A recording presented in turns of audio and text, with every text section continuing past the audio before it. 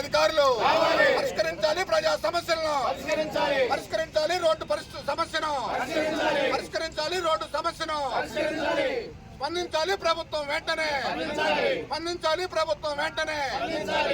ఈరోజు రోడ్డు వెంటనే పరిష్కరించాలి, రోడ్డు సమస్య వెంటనే సమస్య వెంటనే తార్ రోడ్డు వెంటనే తార్ రోడ్డు వెంటనే స్పందించాలి అధికారులు వెంటనే, స్పందించాలి అధికారులు వెంటనే, స్పందించాలి అధికారులు వెంటనే. ఉన్న రోడ్డుని ఉంచకుండా తవ్వి పెద్ద రోడ్డు పోస్తామని చెప్పేసి ఇది పోయకుండా 2 సంవత్సరాల నుంచి కాలయాపన చేస్తూ ఈ రోడ్నే మంత్రి గారు వెళ్తుంటాడు వస్తుంటాడు చూస్తూనే ఉంటాడు, కానీ అతను కనీసం కంటికి కనపడలేదు. ఈ పోలీసు అధికారులకి 5 నిమిషాలకి ఇబ్బంది కలిగిందంట. మరి 2 సంవత్సరాల నుంచి లంకాసార ప్రజలు ఇబ్బంది పడుతుంటే చూస్తున్నారు కదా, 5 నిమిషాలు పోలీసులు ఓర్చుకోలేకపోతున్నారు. ఇది ప్రజల ఇబ్బంది కాదా? కనీసం మీరు సహకరించండి అధికారులు. ప్రభుత్వం స్పందించి ఆర్ఎన్బి అధికారులు వెంటనే రోడ్డు పోయాలని వెలుమెల్లి మండల శాఖ తరఫున డిమాండ్ చేస్తున్నాం. బీజేపీ తరఫున పూర్తి చేయాలి లంకాసాగర్ క్రాస్ రోడ్. పరంగా, విద్యాపరంగా, వైద్యపరంగా అభివృద్ధి చెందినటువంటి ప్రాంతంలో ఉన్నటువంటి ఈ రోడ్డుకి వేంసూరు, పెనుపల్లి మండలాలకి అనుసంధానంగా ఉన్న రోడ్లో వందలాది మంది ఈ రోడ్లో నిత్యం ప్రయాణిస్తుంటారు. ఆ అవసర రీత్యానే గుర్తించి డబుల్ రోడ్ చేయడానికి, రోడ్డును పటిష్టంగా నిర్మాణం చేయడానికి వర్క్ను ప్రారంభించడం సంతోషకరం. కానీ 2 సంవత్సరాలు అయినా కానీ రోడ్డు నిర్మాణం కాకపోవడం చాలా విచారకరం. ఆ రోడ్డు నిర్మాణానికి నిర్దిష్టమైనటువంటి కాల వ్యవధి కూడా ఉంటుంది.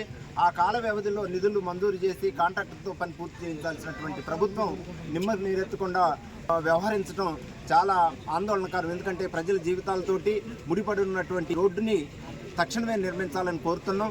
అఖిలపక్ష పరంగా కూడా ఈరోజు కూర్చొని దీన్ని అధికారుల దృష్టికి, ప్రజాప్రతినిధుల దృష్టికి తీసుకెళ్లి సమస్య పరిష్కారం అంత అయ్యే వరకు ఆందోళన కార్యక్రమం కొనసాగిస్తామని తెలియజేస్తున్నాం. పరిష్కరించాలి. రోడ్డు ఉన్నటువంటి రోడ్డుని తవ్వారు. ఎందుకు తవ్వారో మాకు తెలియదు, ప్రజలకు ఎవరికీ తెలియదు.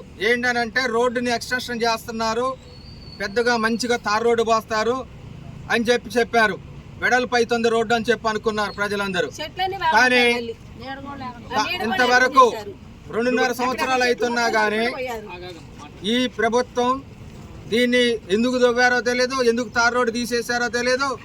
దుమ్ము ధూళితో నాశనం అయిపోతున్నటువంటి ప్రజలు, అనారోగ్యానికి గురవుతున్నటువంటి ప్రజలు, అట్లనే యాక్సిడెంట్లు, గుంటలు పడిపోతే ఆ గుంటల్లో 2 వీలర్స్ తోలేటువంటి వాళ్ళు అనేక మందికి రోజుకి 2-3 యాక్సిడెంట్లు అవుతున్నా కానీ ఈ పాలకులు మాత్రం పట్టించుకోవడం లేదు. అట్లనే అధికారులు కూడా నిమ్మక నీరెత్తినట్టుగా ఉంటున్నారు. కనీసం వాటర్ క్యూరింగ్ చేయాలనేటువంటి ఆలోచన కూడా అధికారులకు రావటం లేదు. పచ్చని చెట్లు నరికేశారు, రోడ్డు వెడల్ పని అయితే అయిందనుకున్నాం. చెట్టు నీడ లేదు, గాలి దుమ్ము ధూళి వస్తే ఆ దుమ్ము ధూళిలో కొట్టుకుపోతున్నటువంటి పరిస్థితులు ఉన్నాయి. కాబట్టి ప్రజల్లో ఈరోజు రోడ్డు ఎక్కారు అని అంటే అధికారులు స్పందించాల్సినటువంటి అవసరం ఉంది. ఎందుకు అనేక కిలోమీటర్లు కోట్లాది రూపాయలు ఖర్చు పెడుతున్నారు. కానీ ఇది చాలా అవసరమైనటువంటి రోడ్డు. ఎందుకోసం అంటే 1976లో లంకాసాగర్ ఇరిగేషన్ ప్రాజెక్టు ఏర్పడినప్పుడు ఈ చుట్టుపక్కల ఎక్కడా కానీ ఏ గ్రామానికి రోడ్డు లేనటువంటి రోజుల్లో ఆనాడు వెంగళరావు గారు ముఖ్యమంత్రిగా ఉన్నటువంటి కాలంలో ఆ ప్రాజెక్టు కోసం ఈ తార్ రోడ్డు పోశారు. ఇది అడవి మల్యాల అంటారు. అంటే అడవి మల్యాల అంటే మొత్తం అడవిగా ఉంది కాబట్టి అక్కడ మల్యాల ఉంది అని చెప్పి అడవి మల్యాల అనే పేరు పెట్టారు లంకాసాగర్కి. అంటే అడవిలో ఉన్నటువంటి ఊరికి ఆనాడు 76లో తార్ రోడ్డు పోస్తే ఇవాళ అత్యాధునికమైనటువంటి పరికరాలు వచ్చి తెల్లారిపాటికి కన్ను మూసి కన్ను తెరిసేసరికి రోడ్లు పోసేటువంటి పరిస్థితులు వచ్చి కోట్ల రూపాయలు దండుకునేటువంటి కాంట్రాక్టర్లు వచ్చినా కానీ ఈరోజు లంకాసాగర్ క్రాస్ రోడ్డు నుంచి అడవి మల్యాల పిహెచ్సి దగ్గరకు ఉన్నటువంటి రోడ్డును మాత్రం పోయటం లేదు. కారణం ఏంటో తెలియదు. ప్రజల యొక్క ప్రాణాలతో అధికారులు చెలగాటమాడుతున్నారు. అందుకోసం ఈరోజు అఖిలపక్ష నాయకత్వాన ఈ సాగుతున్నటువంటి పోరాటం ఇవాళతో ముగించం. ఇవాళతో ఇది ఆరంభం మాత్రమే. దీన్ని దశలుగా ఆందోళన కార్యక్రమం, రోజువారీ కార్యక్రమం చేస్తాం. ఈరోజు ఇప్పుడు మేము అఖిలపక్షం మళ్ళీ మాట్లాడుకొని డిఈ కానీ ఎస్సీ కానీ వాళ్ళకి సంబంధించినటువంటి అధికారులతో కూడా మాట్లాడి మనకి 2-3 రోజుల్లో తార్ రోడ్డు పోయకపోతే మళ్ళీ అవసరమైతే ఉదయం నుంచి సాయంత్రం దాకా ఇక్కడే టెంట్ వేసుకొని ఇక్కడే భోజన కార్యక్రమాలు పెట్టి ప్రజలందరినీ చైతన్యం చేసి రోడ్డు అయ్యేంత వరకు కూడా కదలకుండా ఉండేటువంటి కార్యక్రమాన్ని మేము తీసుకోబోతున్నాం. దీన్ని అర్థం చేసుకోవాలని, ప్రజలందరూ సహకరించాలని. ఇది ప్రజల కోసం. ఇప్పుడే ఒక తల్లి చెబుతుంది, ఆమె ఆరోగ్యం పాడై 40,000 రూపాయలు మొన్ననే హాస్పిటల్ పెట్టి వచ్చిందని. ఆమె ఇక్కడ చిన్న హోటల్ పెట్టుకొని రోజువారీ కూలీ చేసుకునేటువంటి కుటుంబం.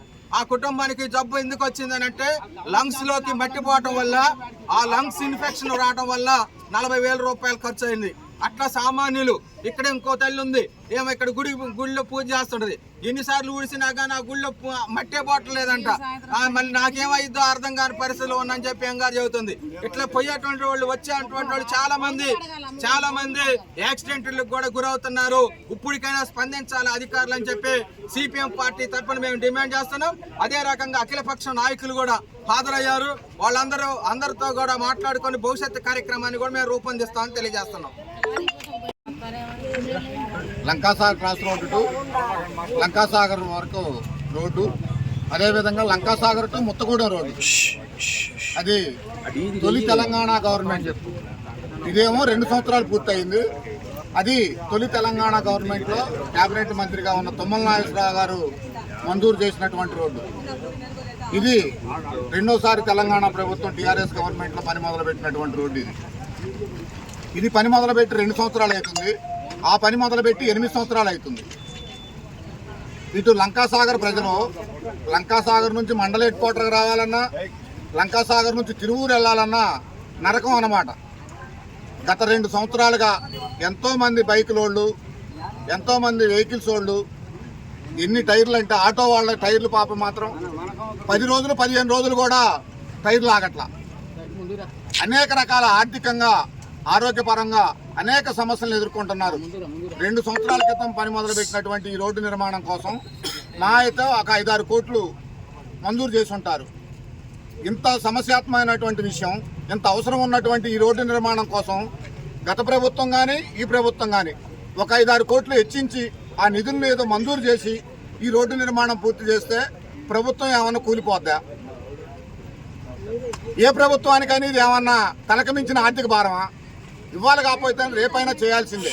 2 సంవత్సరాలుగా ఈ నిర్మాణంలో ఉన్నటువంటి రోడ్డును పట్టించుకోకుండా, అధికారులు పట్టించుకోకుండా, ప్రభుత్వం పట్టించుకోకుండా, అధికారుల మాటను ప్రభుత్వం కూడా లెక్క చేయకుండా 3 మంత్రులు ఉన్నటువంటి ఈ జిల్లాలో ఇవాళ ఈ పరిస్థితి ఏంటి? ఇది ఏమన్నా దండకారణ్యమా?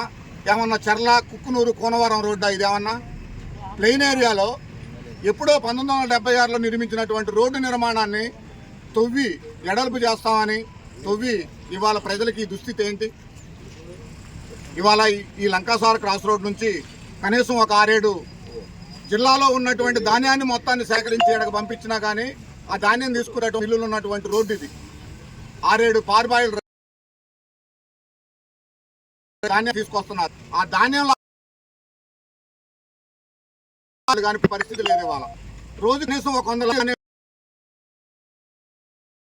ఫ్యాక్టరీ డ్రైవ్, అదేవిధంగా లసార్ పిహెచ్సికి మండలంలో వందలాది మంది రోగులు లంకాసాగర్ పిహెచ్సికి వైద్యం కోసం వెళ్తారు. వాళ్ళు ఎలా వెళ్ళాలా? అదేవిధంగా గురుకుల పాఠశాలలో 800 మంది విద్యార్థులు ఉన్నారు. ఆ 800 మంది విద్యార్థులు వాళ్ళ పేరెంట్స్, అదేవిధంగా ఆ స్కూళ్లలో పనిచేసే స్టాఫ్, ఆ పిహెచ్సిలో పనిచేసే స్టాఫ్, స్కూళ్లలో పనిచేసే స్టాఫ్, ఇలా ఎంతమంది ఎన్ని రకాలుగా నరకయాతన అనుభవిస్తూ ఉన్నారు. 3 మంత్రులు ఉన్నటువంటి జిల్లాలో మధుర కాన్స్టిట్యున్సీలో పనిచేసే కాంట్రాక్టర్లకు బిల్లులు ఉన్నాయట. అక్కడ పనిచేసే కాంట్రాక్టర్లకు బిల్లులు వస్తాయట. అక్కడ మాత్రం ఏ పని లాగో. కాన్స్టిట్యున్సీలో పనిచేసేటువంటి కాంట్రాక్ట్ బిల్లు ఎవరో 2 సంవత్సరాలు పని మొదలుపెట్టి ఒకే జిల్లాలో ఉన్నటువంటి deputy CM, agriculture minister, revenue minister అన్నీ కూడా ప్రాధాన్యత ఉన్నటువంటి కేబినెట్లో ఉన్నటువంటి మంత్రులు ఉన్నటువంటి ఈ నియోజకవర్గంలో, ఈ సత్తుపల్లి నియోజకవర్గంలో ఓపిక చేసి